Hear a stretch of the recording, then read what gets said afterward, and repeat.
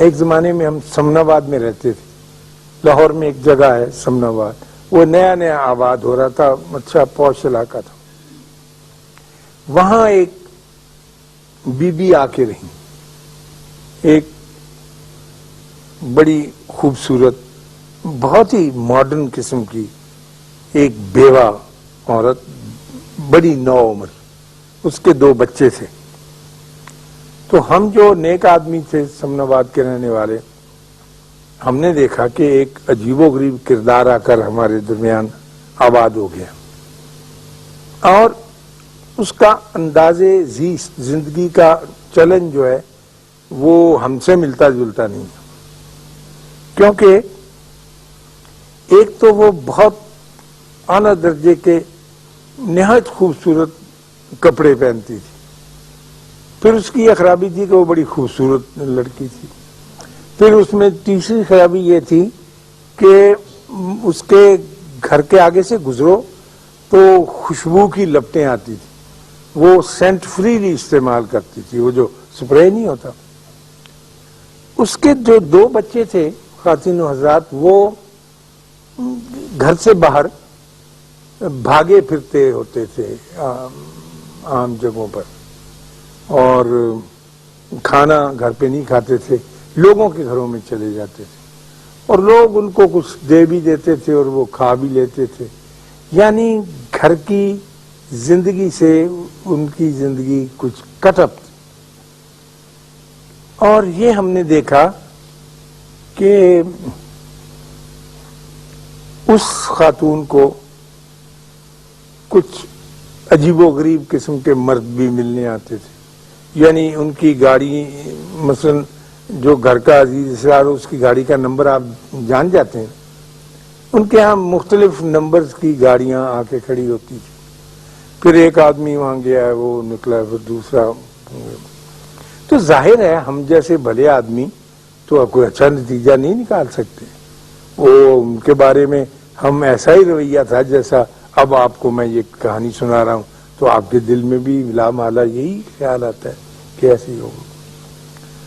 تو ہمارے گھروں میں آپس میں جمعے کے وقت مسجد میں بھی 6 میں گوئیاں ہوتی تھی کہ یہ کون آ گیا ہے جو ہمارے اس علاقے میں آ کر آباد ہو گیا. مزیدار، بہت محنت سے توجہ سے اس قسم کے چمٹی سے گیدڑ نکالتے رہتے ہیں. تو ایک دن وہ گئی، اچھا، اور لیٹ کے صوفے کے اوپر میں دیکھتا تھا، کھڑکی تھی بڑی ساری جو گھروں نے لیا، وہ ناول جاسوسی پڑھتی رہتی، کوئی کام نہیں کرتی تھی یار کہ چولہا چونکا ہو.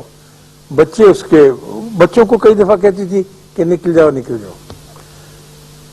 تو ایک دن وہ گر گئی سبزی کی دکان پر، تو اٹھا کے لوگوں نے چھینٹے وینٹے مارے تو لا کے رکھا.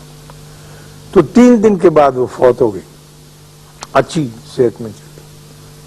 تو وہ جو بندے آتے تھے وہی ان کو کفن دفن کے لیے لے گئے. تو پتہ چلا کہ وہ ایک جو بندہ ان کے ہاں آنے والا تھا وہ ان کا فیملی ڈاکٹر تھا، جو اس کی حفاظت پر، دیکھ بھال پر مامور تھا. اس عورت کو ایک ایسی بیماری تھی کہ جس کا کوئی علاج نہیں تھا. کینسر کی ایسی خوفناک صورت تھی سکن وغیرہ کی کہ اس کے بدن سے بدبو بھی آتی رہتی تھی، جسم پر زخم ایسے تھے، اور اسے سپرے کرنا پڑتا تھا اپنا تاکہ کوئی قریب کھڑے یا وہ نکلے تو اس کو تکلیف نہ ہو. اور اس کا لباس اس لیے ہلکا ہوتا تھا کہ غالباً بدن کو چبھتا تھا، جو بھی سکن میں ڈیزیز اس کی پیدا ہو گئی تھی. دوسرے اس کے گھر آنے والا اس کا وکیل تھا، جو ہر دوسرے دن آتا تھا، جو اس کی نگہبانی کرتا تھا اس کے حقوق کی، اور جو اس کا خاوند مقرر کر گیا تھا جو اس کے پیسے لا کے دینے. تیسرا اس کے خاوند کا چھوٹا بھائی تھا جو اپنی بھابھی کو ملنے آتا.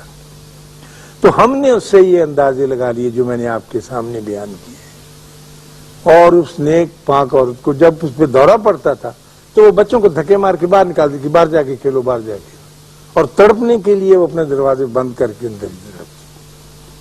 تو میرا مطلب عرض کرنے کا یہ تھا کہ ہم تنقید کا کام یا نقص نکالنے کا کام اللہ پر چھوڑیں، اس نے اس کے لیے ایک وقت مقرر کیا ہوا ہے، وہ جانے اور اس کا کام جانے۔ ہم اللہ کا بوجھ اپنے کندھوں پر نہ اٹھائیں، کیونکہ اس کا بوجھ اٹھانے سے آدمی سارے کا سارا چبا ہو جاتا ہے، چبا سمجھتے ہیں، کمزور ہو جاتا ہے، مر جاتا ہے، ختم۔ اللہ آپ کو آسانیاں عطا فرمائے اور آسانیاں تقسیم کرنے کا شرف عطا فرمائے۔ اللہ حافظ۔